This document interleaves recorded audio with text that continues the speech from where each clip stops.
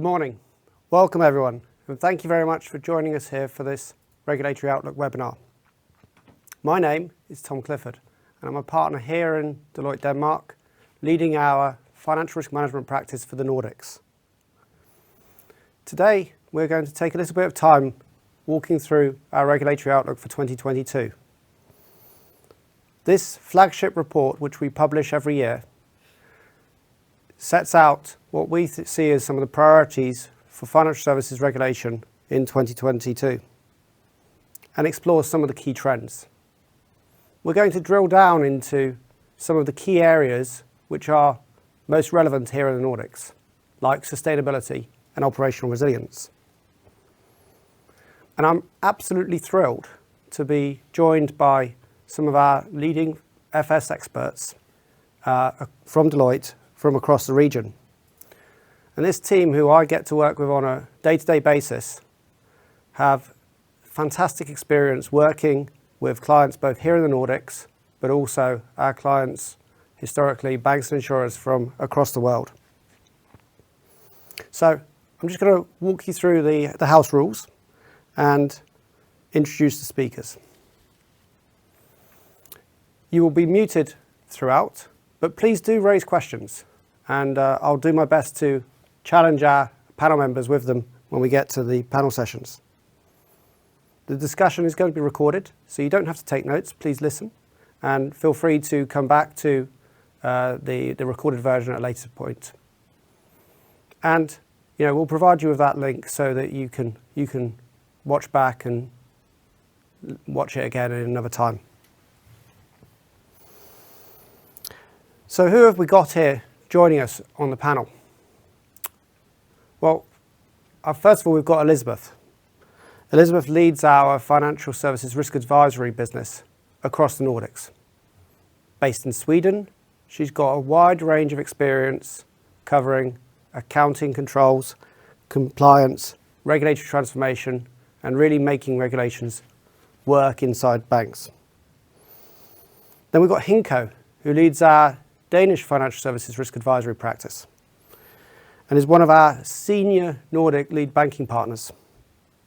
He's worked with banking and insurance firms for many years, both here in the region but also at a global level, and recently moved here to Copenhagen. Then we've got Gareth Greenwood. Gareth's our Nordic non-financial risk management lead. Based in Sweden, he supports banks and insurers and investment managers across financial risk and non-financial risk, with a particular focus on making the strategy for risk management work. Marianne in Norway leads our forensic and financial crime team there. In addition to extensive financial crime expertise, she's worked on a broad range of topics covering governance, risk and compliance. Then we have Carla in Finland, who leads our FS risk advisory practice there. He's worked on a number of topics covering risk processes, data and technology, and with a particular focus on the financial crime domain, but also has led a variety of projects for Nordic banks and insurers. And then finally, we've got Simon. Simon Brennan leads the banking and capital markets team in our European Centre for Regulatory Strategy.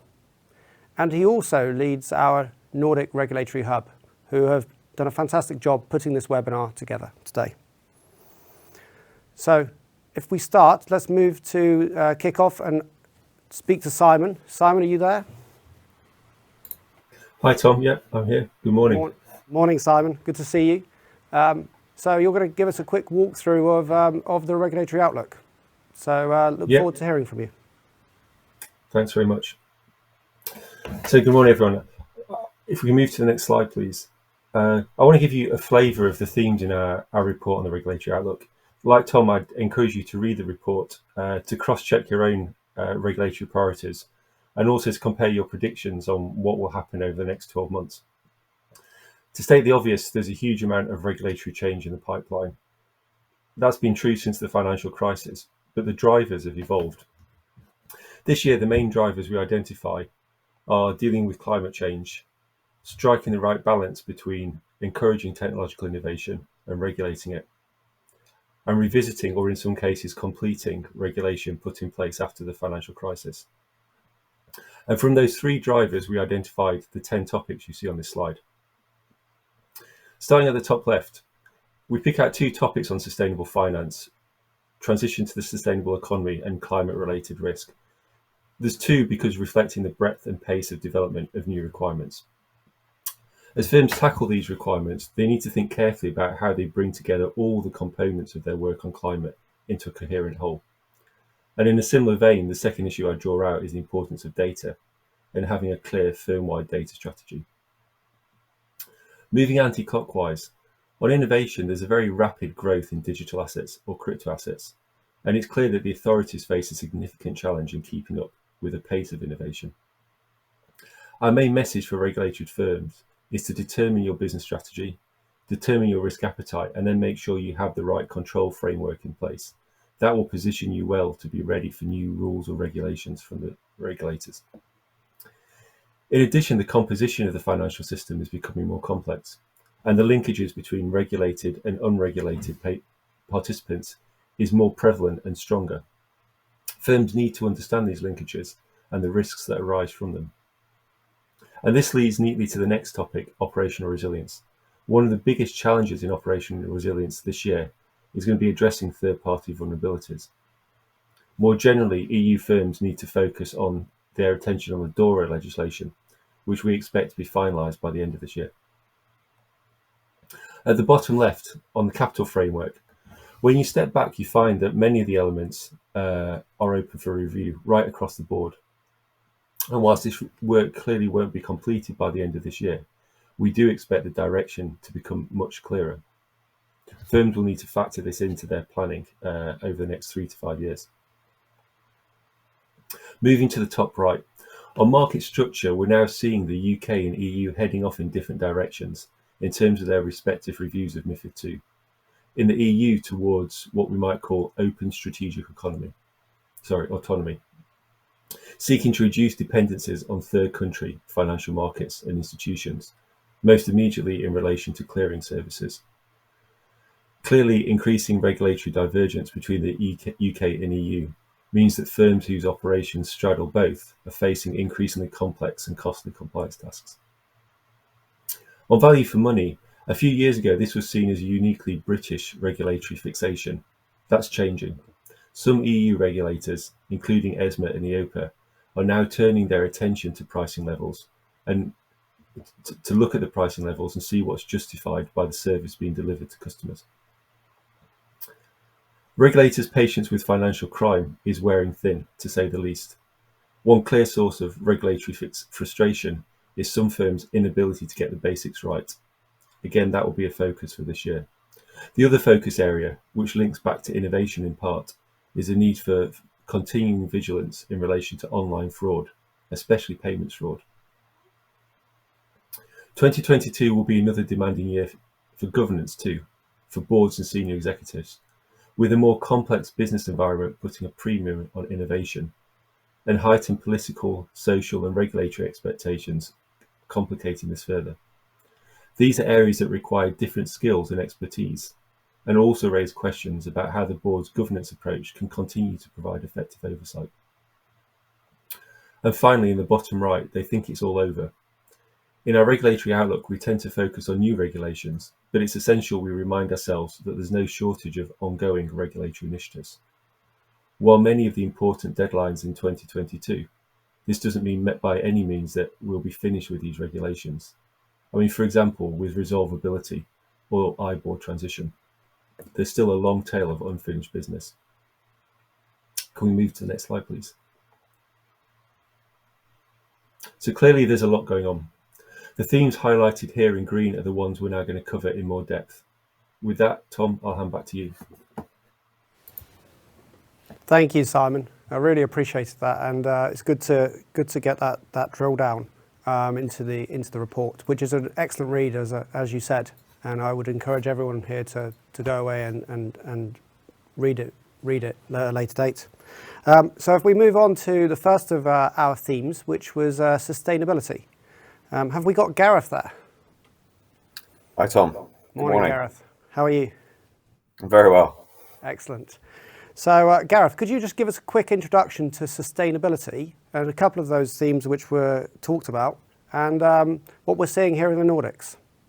Yeah, absolutely. So, if I think back a little bit to this time last year on a similar conversation, I think what I presented for 21 when it comes to sustainability is 21 would be the year when we start to see big strategic commitments from the financial services on sustainability matters. And I think we've seen that come through quite a lot through COP26 and a lot of the commitments that have come as a result. 22, I think 22 is now where we see those commitments turn into actions. So, and we draw some of this out in the report. And if we look, for example, the transition to the sustainable economy, that is gathering pace, and that will continue through the next year. This economy, I think policymakers, regulators, that there's certainly an expectation that they will use regulation as a tool or as an incentive to facilitate this transition. I think we already begin to see that the use of disclosures around sustainability is a tool that again may facilitate this transition to the greener economy, both in financial services and in the real economy. And again, I think when we look at what do we see in the Nordics, the E portion of ESG, I think is definitely still where there's a significant concentration of effort, but the S and the G are not far behind. They are definitely coming through, and we'll see more of that over the next 12 months. I think as well, just touching on the regulatory expectations piece, and Simon touched on this. Again, I think this is another area of focus for this year. So we know the regulators have been very vocal on their expectations, and their very, very high expectations. Again, that's something that will be a continuous feature, I expect through 22, whether it's from the ECB or the national regulators. I think this is an interesting place again in the Nordics, where we're seeing the coming together of the risk management work with the strategic work. So again, much of what will have been done in scenario modeling and scenario analysis for climate-related risk events, again, that's a very, very strong tool and a key tool into the strategy work. The same on performance management. So again, really understanding and using some of the risk management processes and the regulatory processes around taxonomy, just to understand the greenness of the balance sheet, and what does that mean for future capital, future funding requirements. But I think let me pause there, because I think it's a big topic, and I know we have some panelists as well who we want to introduce on this too. So Tom. Thanks, Gareth. So morning, everyone. First of our panel sessions, and Gareth, that was a really nice overview. So thank you for that. Carla, can I just start with you, please? One of the things that Gareth was talking about was the trends in regulations. And one of the things that the ECB asked the banks to do is to do a self-assessment against their current status on managing environmental risks and climate, setting out some sort of roadmap towards compliance.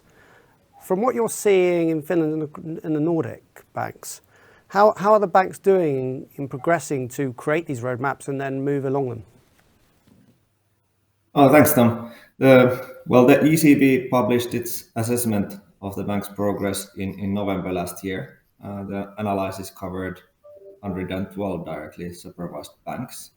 And what we see from those results is that according to the ECB, banks have developed plans to improve practices, but the progress is too slow.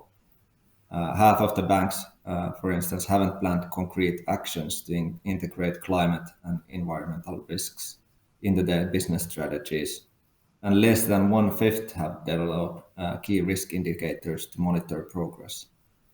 And what we see currently is that banks are reworking their action plans, while the full implementation is likely to take several years ahead. Thanks, Carla. And I think this is definitely it's probably the biggest challenge facing banks today, is how to actually deliver on this. One of the really interesting things about being here at the Nordics is we have a real range of regulators, a diverse range of regulators. Elizabeth, if I turn to you, there's a lot of movement on the regulatory front in terms of sustainability, both at the European level, the global level, but also at a local level. What aspects of the requirements are you seeing the Nordic firms prioritising, and are you seeing the conflict between the national regulators and European regulators causing any challenges in that respect? So thank you, Tom. I think that if we take a global outlook first, I think that Europe is very focused on the E. But then if you look to Asia being the leader of financial services innovation and so forth, they in Africa actually focus quite heavily also on the social aspect, especially when it comes to financial inclusion, given that there are many people who are kind of outside the financial system. But if we move into Europe, including the UK, even though you chose to opt out, I think that the core focus is, of course, on the climate risks. But to me, it really boils down to governance. And this morning, the Swedish SFSA came out with their areas of priority. They raise greenwashing as one concern, which is fair. But they also have one sentence saying that they will work closely with the institutions to ensure that they have a plan to really implement all these regulations. And they also had one word where it was clear that the banks have to do this, or the institutions have to do this, and they will monitor their progress.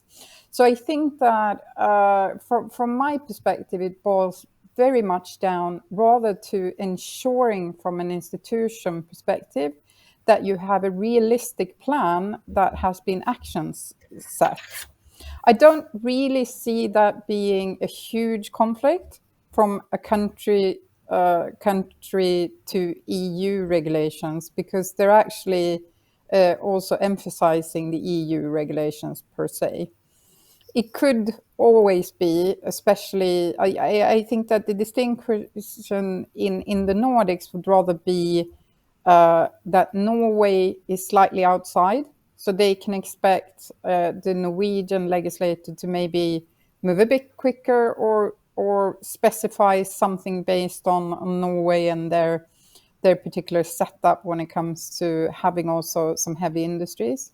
And then, of course, as Carl has said, you have the banks that are governed by the ECB, and then you have Denmark and Sweden who have their own regulators. So there might be small things, but I don't see it as a huge problem. I think the most important thing is to have to really get to good planning and being able to show progress according to that plan. Thank you, Elizabeth. A good plan and then delivering on a plan is always a strong foundation. One of the topics that you mentioned there was greenwashing.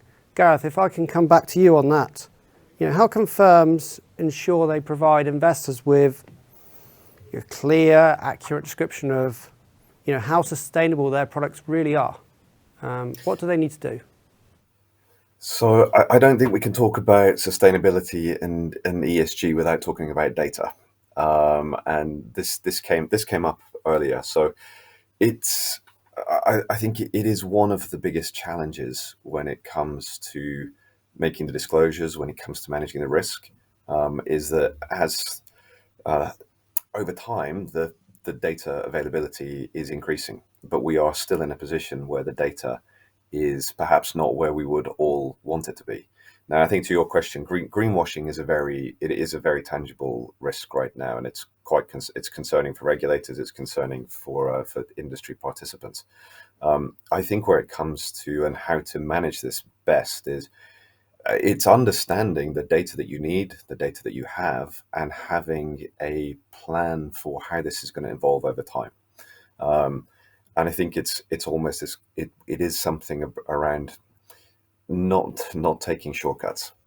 So there will be needs for us to perhaps engage and gather more data in a more comprehensive way, or new data that we've not needed before. But it's something that we're going to need to build those foundations, and we're going to need to plan for increasing them as the quality and quantity of data will increase over the next 3-4 plus years. Okay, that's a useful insight, and greenwashing is a huge topic. Following the news from the EU around the nuclear and gas debate is one example, and the banks have got to do their own version of that. Just one last comment from you, Gareth, if please, on how do the regulatory requirements, how are they driving the strategy of firms, and how are they setting some strategic response which is both achievable but also will really make tangible change? So I think there's a few observations I'll make here. One is I think one is where we are in the regulatory cycle. So if we look at activity over the last 2, maybe 3 years, we've had a lot of focus on the most the highest risk parts of our balance sheets, or of our business operations. Now the regulations that are coming in now, that it shifts attention a little bit, and we still need to focus on perhaps where the risk and the climate risk is greatest, but we're also now looking at the greener side of the balance sheet. So, and I think the taxonomy regulation is a very good example of where we actually are now considering how should we and how can we push capital into to green the economy, whether it's enabling or transitional, or it's into very, very specific green industry. So I think that's one piece which is now we know we have the risk side, but we also need to now look at the enabling and the greener side of the balance sheet. I think the other point that you mentioned, though, which I want to bring up is proportionality. So I think, again, this is where we look at, I think, how do we respond to the regulation over time? What impact can we have? I think there's one piece which is again building up our internal frameworks as the data as the broader environment matures, but then it's also modeling that forward. So what will this look like? Are we really looking at a linear change over the next 10 years to hit a net zero target? Probably not. It's highly unlikely that the organizations are going to be on a linear path. It's much more likely to be something more. Again, we talk of the hockey stick. It's the hockey stick shape. But again, I think it's looking and beginning to really, I think, project forward a little bit more as these regulations are coming in, as these requirements are coming in. What maybe not even what do the next 3 years look like, but what do the next 10 years look like? Thanks, Gareth. That's I always like to hear of a conversation with linear versus hockey stick as the quant in the room, and it's good to see that found its way into the discussion. Thank you, panel, on that conversation on sustainability. We're getting to move on now to operational resilience, which is our next topic. Have we got Hinko? Hinko, hi. Yes, good morning, Tom. How are you? Yeah, good, thanks. How are you? Thank you for having me. Brilliant. So operational resilience, really important topics in banks these days, and insurers, which we focused on quite heavily in the report. Could you give us a quick overview from your perspective? Yeah, I think about operational resilience, and I was reflecting and preparing myself for this session last night. But if I look back on my personal career, I'm working in banking and insurance now for almost 30 years. Then probably if I look to my own experience, how many severe events I actually experienced, and there were actually 3. It was, of course, 9/11.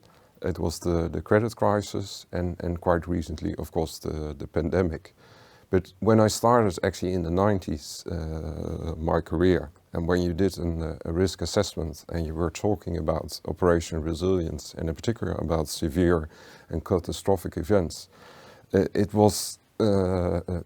gets a lower priority due to the fact that nobody really thought it could happen. But I think history has learned that severe events like the pandemic, like 9/11, could really happen.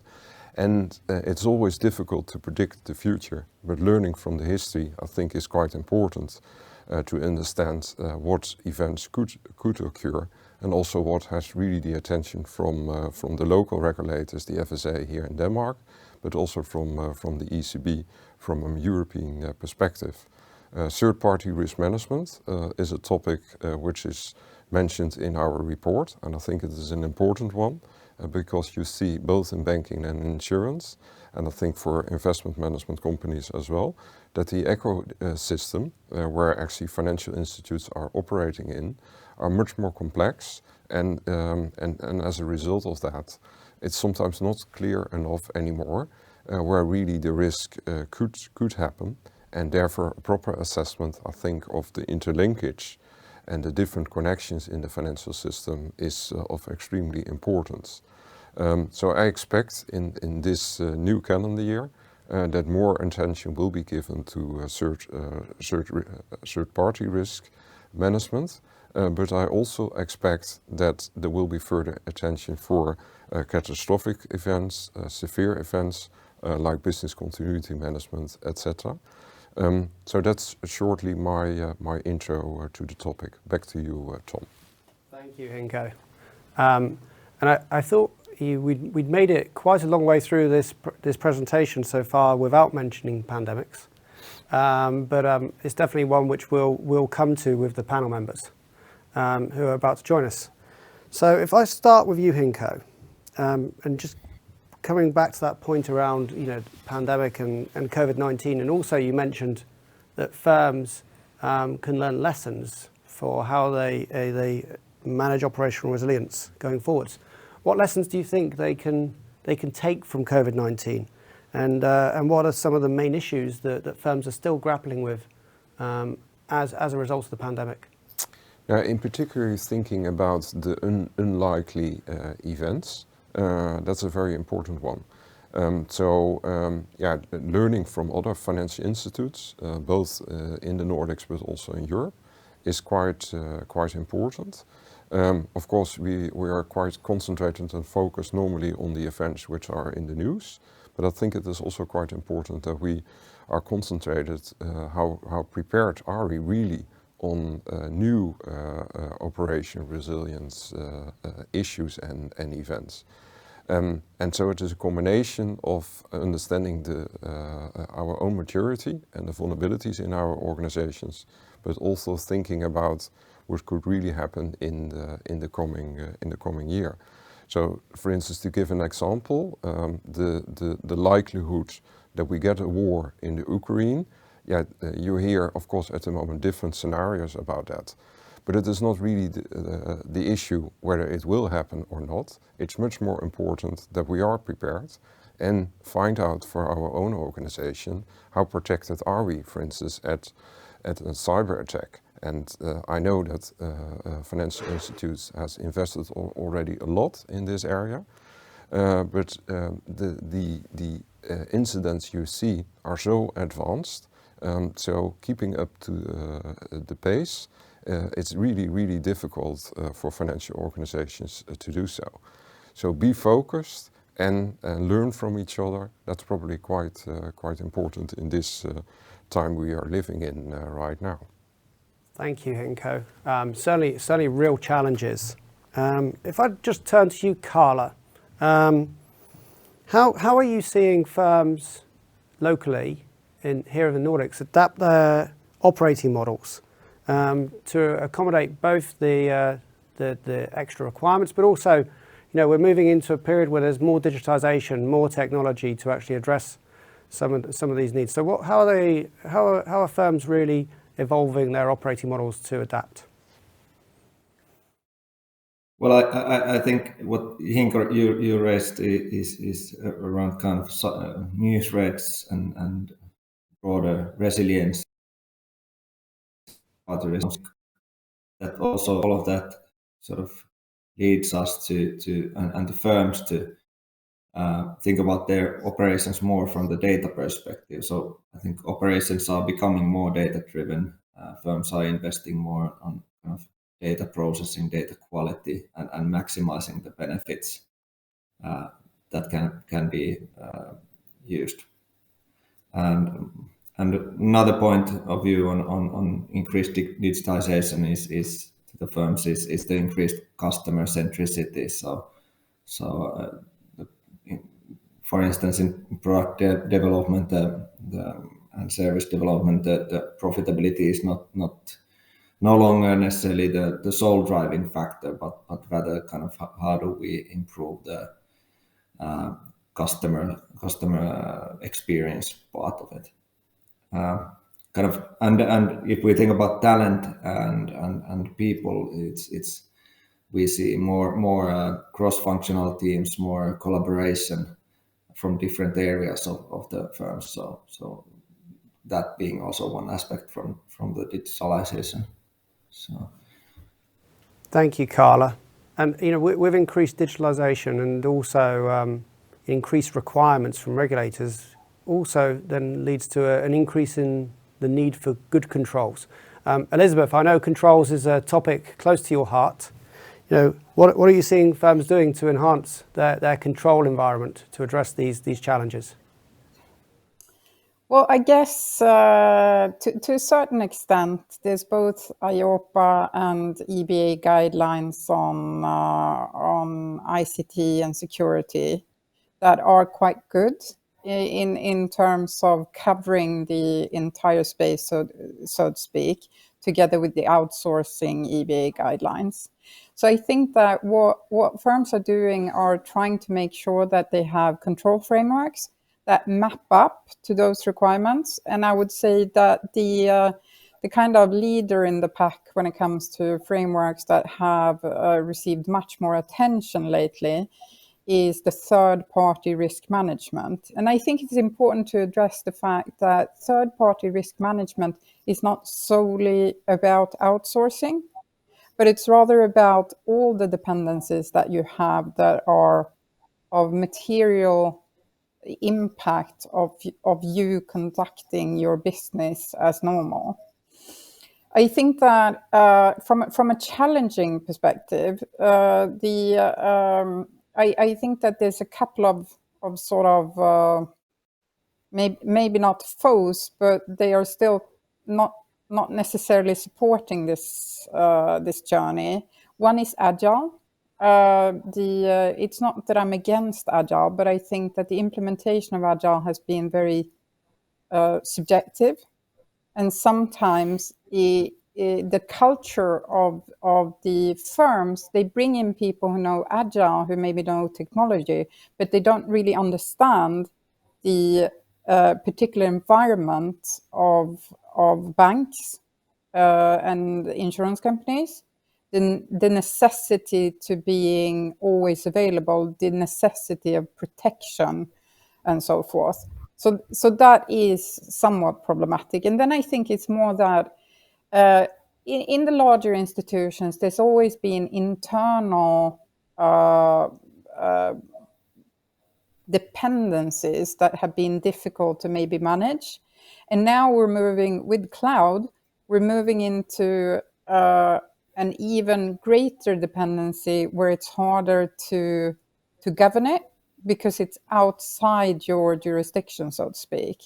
So to be able to manage that third-party risk is extremely important. And then I think that what we see from an action point also in many companies is to try to analyze from a DORA perspective, a classical gap analysis, just making sure, what does it really mean? Where are we? Where are the potential gaps? Where do we need to invest? Thanks, Elizabeth. And maybe I'll come, Hinko, to you finally, because maybe we need to come back to the regulation and the regulatory outlook and, the digital operationalization framework, resilience framework, DORA. is currently being negotiated at an EU level, and we touch on in the report. What questions do you think board members and senior management, what questions do you think they should be asking themselves and their teams to make sure that they're ready and prepared? Again, I think going back to what I said earlier, of course we all want to be compliant, but it is both for regulators as well for financial institutes very difficult to predict the future and what could happen. So it's really understanding what kind of risks do we see with other financial institutes and what do we see happening in the market right now, and also understanding in our own organizations. And Elizabeth is absolutely right. So for instance, third-party risk management is not only about outsourcing, but understanding the entire ecosystem, which is already very, very complex for financial institutes at the moment. And then going back to the risk itself and what could be a potential impact on your own organization. That's probably the best way to be prepared on new regulations like the DORA. And also understanding what are really the critical business areas in your own organization. Automatically you will think about, it is payments for banking, but there are more areas in a financial institutes which are critical, and therefore it's not that easy to decide what are, for instance, your critical applications in your IT organizations. I know that organizations struggle with that, and answering these kind of questions help you to be further prepared for new regulations like the DORA. Thank you, Hinko, and thank you to the other panel members for the discussion on operational resilience. We'll now move to our third topic, which is financial crime. Mariana, have we got you there? Morning, Mariana. Yes. Good morning. Hi, Tom. How are you? Hi. You. In a similar vein, if you could just give us a quick overview of where you see financial crime regulation in the outlook here in the Nordics, that would be fantastic. And then we'll come back to the panel members. Yeah, be happy to do that, Tom. So we see that financial crime is a key issue to boards and management of financial services firms these days. And we see that the institutions across the Nordics are investing heavily in financial crime capabilities. And within financial crime, we think that AML and CTF developments continue to dominate in this space in the Nordics. And we experience that the regulatory pressure probably never have been higher in the sector. Now 4 to 5 years ago, since the fourth AML directive was implemented in the Nordic countries. And I think that the investments are significant as the pressure evolved around three main categories of regulatory obligations and initiatives that the firms are taking. So one are these big remediation projects to become compliant within the procedures and the systems and processes, and they're often following after an inspection by the FSA. Then there are big remediations of backlogs of KYC files that the companies need to fix. And thirdly, we also start to see the bigger optimization projects where that is about automation and technology. And for the firms that now will see it's becoming too costly, so you need to do something more strategically and more dramatic to become compliant and also more cost efficient. Then in addition, we're seeing that the firms are engaged in strategic discussions about how to restructure and how to form a collaboration across the industry, across the actors, to become truly effective in fighting financial crime. But while the firms are adapting to the current regulations, we also think it's important to look ahead into the announced regulatory changes coming in the future, so that the solutions that are developed today will also be sustainable and compliant in a long-term perspective. And to go a bit into that, the European Commission released a package of proposals, including the sixth EU directive, to significantly amend the EU's AML regime. And that would form a new EU single rulebook on AML. And it's a lot in there, but just to mention a few key important changes that would come into play with that proposal. We would see an increased coordination among the supervisors and the FIUs. We would see some new obligation evolving around transparency requirements relating to ownership of legal entities. And that obligation would also be on the member states to create and maintain registers of beneficial owners of legal entities. And also that there would be obligation allowing for information sharing and cross-border connectivity among these national registers in the future. And finally, also it's worth mentioning that the definition of funds will expand to include virtual assets. So that means that the transactions involving crypto, which is a huge topic today, will also be subject to money laundering and TF checks. Since we're in the Nordics, to give a few highlights from the Nordic regulations, can mention and exemplify here from my home market, Norway, a few recent developments. So the Norwegian FSA has invited the industry and the community to give input on the guideline to the money laundering law. And by that, they have communicated that the intention is to clarify topics. So it's not necessarily that it's going to become stricter, but hopefully it will become clearer, and it will form the basis for even more standardized interpretation of the rules. A new law has recently come into effect, which obliges the companies to start to identify and document beneficial owners of the companies. And these mechanisms we will see in all markets, as they also apply directly up to the rules coming from the European Commission.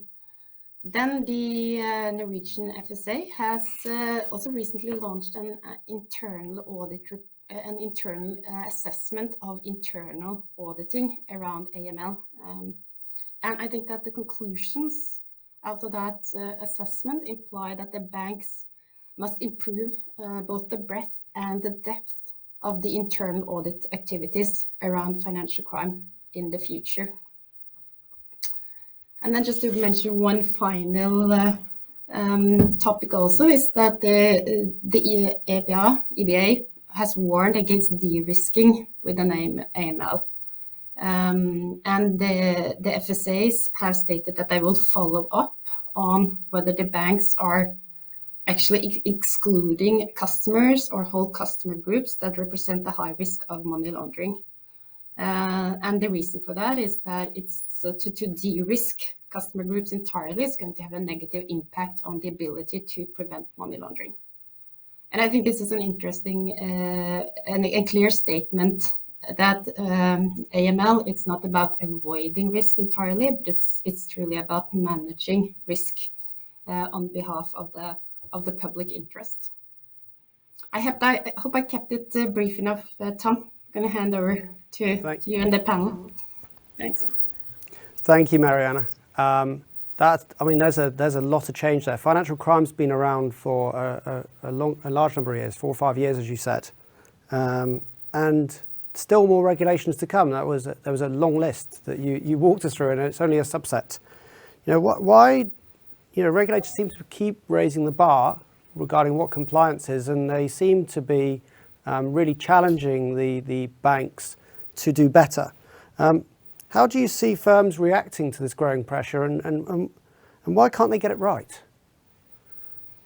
I think just to correct one thing, though, it's been around for a number of years, but we're in the current regime in the Nordics is 4 to 5 years since. I think it's difficult to get it right for numbers of reasons. One thing is that I think it's a struggle for the banks now to balance those 3 types of projects that I mentioned. So on one hand, they need to work on just catching up, and these are massive projects to work on the actual customer files, and at the same time, the banks see that they need to change, so they need to work more strategically but heavy workload on the retrospective is taking much of the attention from getting on top of the strategic agenda.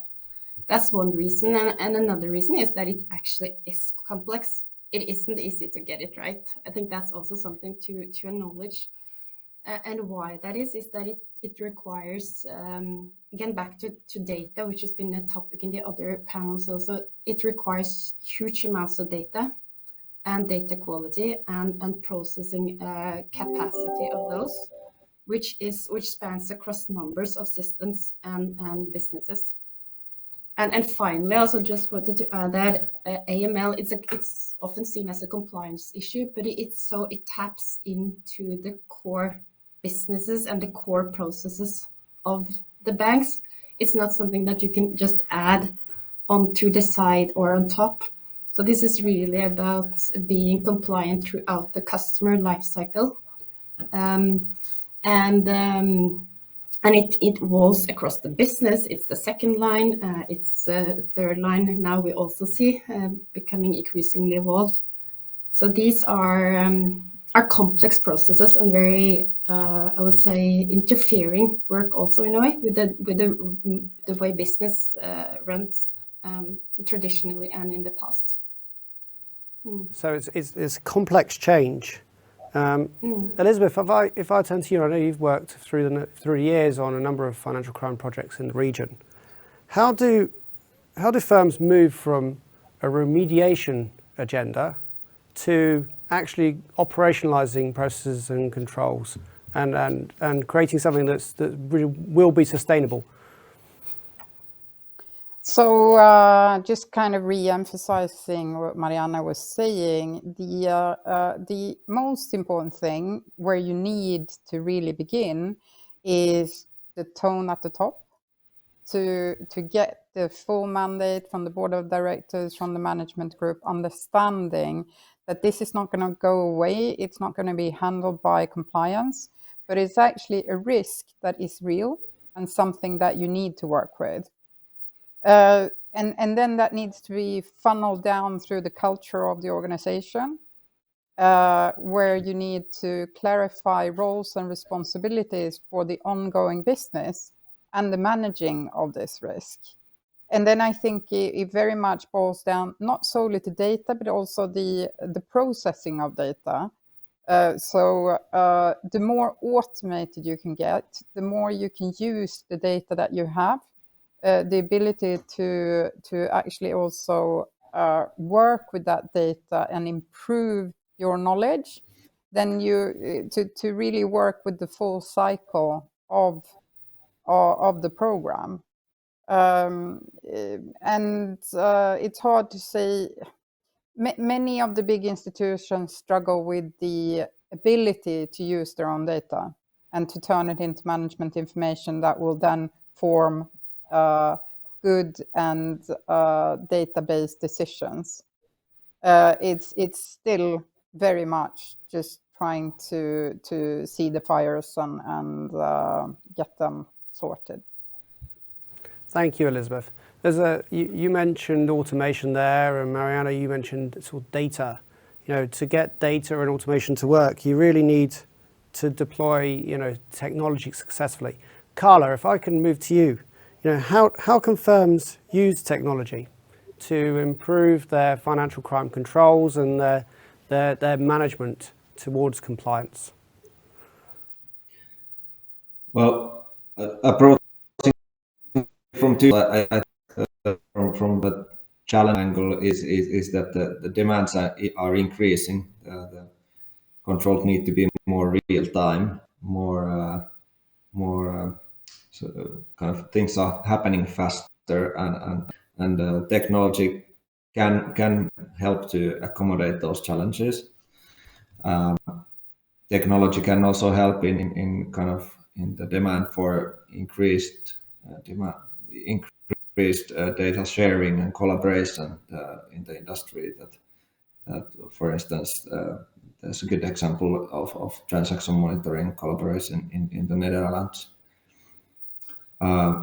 Also, technology can help to identify new patterns of financial crime. For instance, using kind of AI, machine learning, predictive analytics, and also technology can help now since a lot of the firms are already in the, let's say, mostly at least on compliance state, but that doesn't mean that the processes are optimal. So you can always make the processes more lean and efficient with the use of, for instance, process mining or intelligent automation.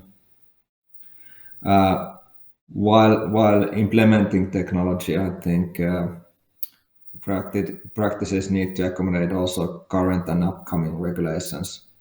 For instance, considering data privacy, bank secrecy, and then kind of usage of AI, the kind of new upcoming AI directive that is in the process of being evaluated. Thank you, Carla. It always worries me a bit when I hear about AI. I've heard them AI and machine learning referred to as weapons of math destruction. So from a modeling and model validation perspective, there's going to be some interesting challenges there, but definitely part of the solution. Mariana, if I turn very briefly to you to finish off, one of the examples mentioned there was the collaboration in the Netherlands. What do you expect to see in terms of cross-industry collaboration, how that improves here in the Nordics in the next few years? Discussions are ongoing, definitely, and we are also starting to see some solutions or proposed solutions coming into play.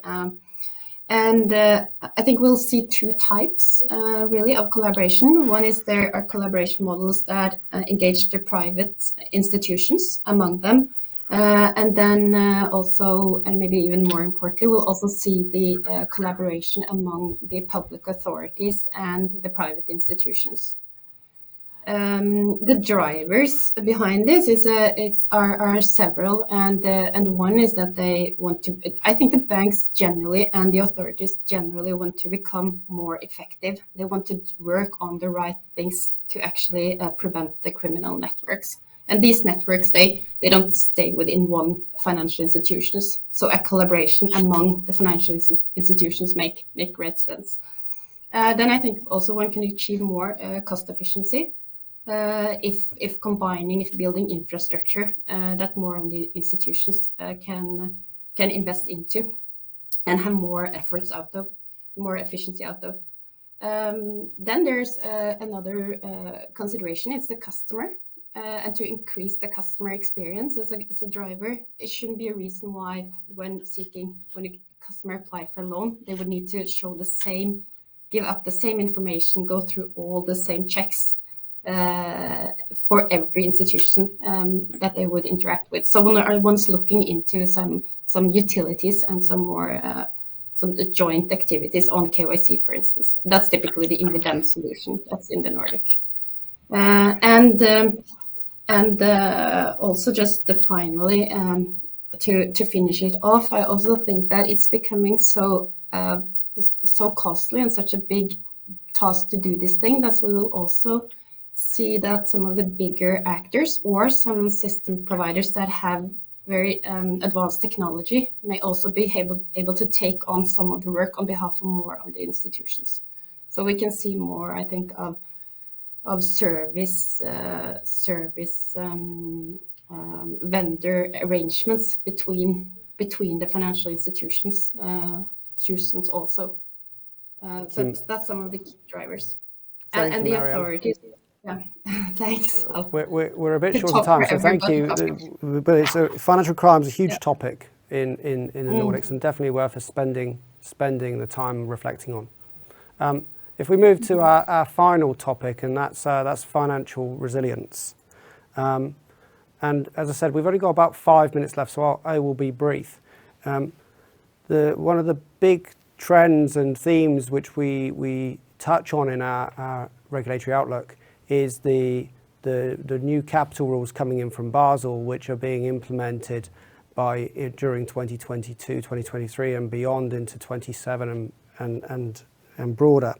And here in the Nordics, there are major programs ongoing which are often described as the biggest programs in the bank to achieve compliance with these new regulations. If you take that new regulations also in combination with COVID, what we've seen here in the Nordics is the banks have actually been remarkably resilient. Capital ratios are strong and have improved.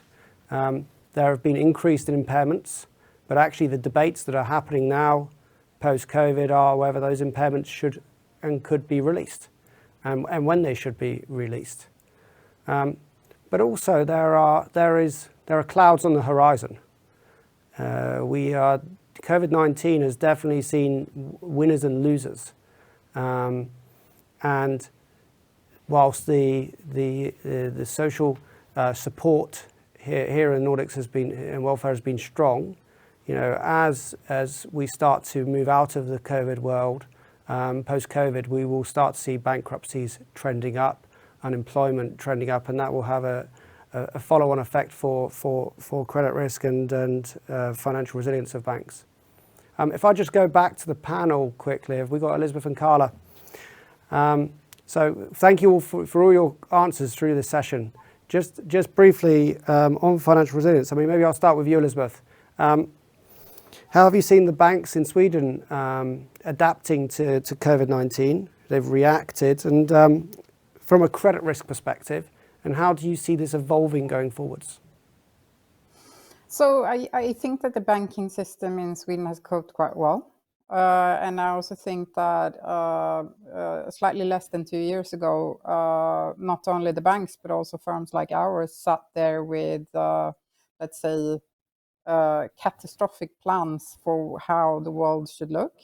It hasn't really panned out that way. And I think that the quality of credits are quite good. I am much more concerned about the current state of affairs that is not necessarily connected to COVID. I think that the energy crisis, everyone talks about people getting high electricity bills in their homes, but no one's talking about the companies being hit by that and the repercussions that will have. When you do a credit memo in a bank a year ago, I don't think that you expected, a super increase in electricity prices, and you might not have been contemplating either the increase that we can see in inflation. So I think, and also a kind of rocky stock exchange the last month. So I think that would be the area of concern from my perspective on financial resilience rather than COVID. With that said, COVID has been difficult to understand. So there might still be things, playing out from that. But as far as I can tell, I haven't, obviously, for obvious reasons, not paid attention to the Swedish government's press conference today, but I assume that we're going to remove all the restrictions. That's at least what came out in the press yesterday.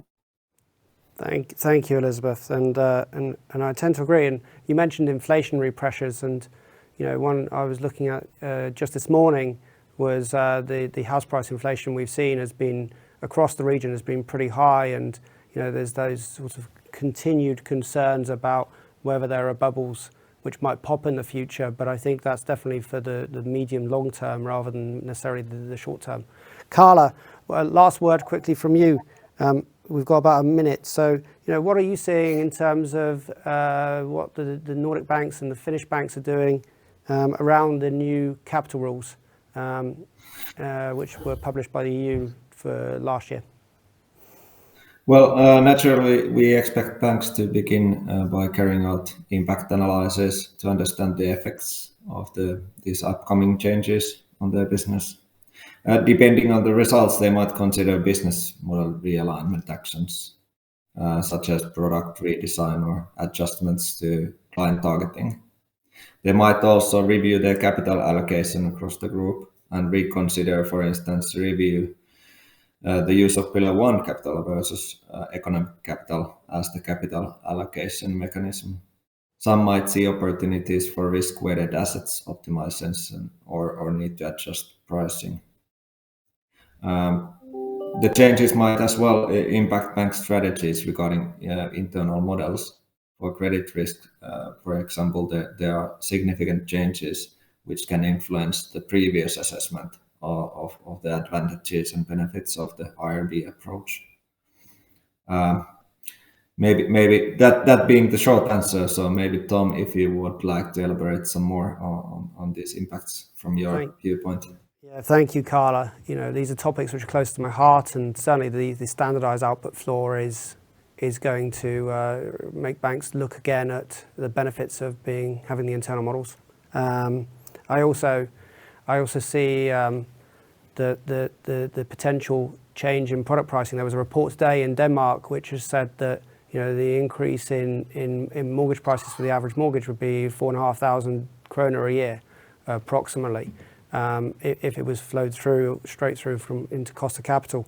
So, you know, there's certainly product features to consider from a Basel perspective, but the delivery of it and achieving compliance, I think, is still the number one challenge for banks we're seeing and talking to on a day-to-day basis. Thank you both, and for all of your answers throughout. And I'd also like to thank all of the panel members and our experts. We unfortunately couldn't be joined today by Sverre, who has been hit by COVID. We wish him well. But please do go to the link which will come with this and read through the material. Feel free to contact us if you have any other questions. Thank you very much for attending. We do appreciate it, and we hope you found it useful. Have a good day. Thank you.